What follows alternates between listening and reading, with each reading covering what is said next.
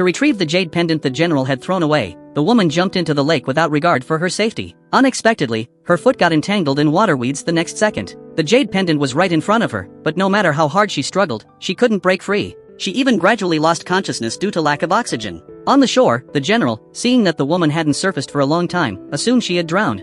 But out of nowhere, the soaking wet woman crawled to his window, with the jade pendant clamped between her teeth. This left the general deeply confused. He couldn't understand why this scar-faced ugly woman was so determined to marry him, even at the risk of losing her life. It turned out the woman was once a noble princess.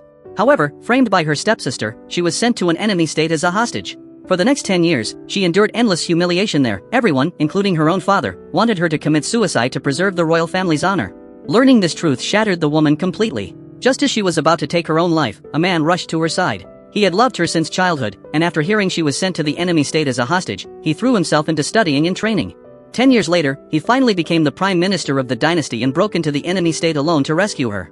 But on their way back to their homeland, the prime minister was killed by a hail of enemy arrows while protecting her. Having lost the last person who cared about her, the princess lost all will to live and tried multiple times to end her miserable life. But then her maid told her that the general had been pierced through the heart by a sword on the battlefield, and the emperor had specially transplanted the prime minister's heart into him. Upon hearing this news, the woman instantly found a reason to keep going. To be close to her beloved's heart, she begged the emperor to let her marry the general. Yet the general loathed her reputation, not to mention the hideous scar on her face.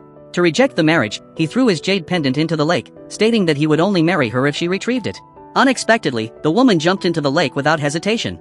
Now that he saw she had actually recovered the pendant, the general had no choice but to keep his promise and marry the princess. But on their wedding day, to expose her ugly face to everyone, the general publicly tore off her wedding veil.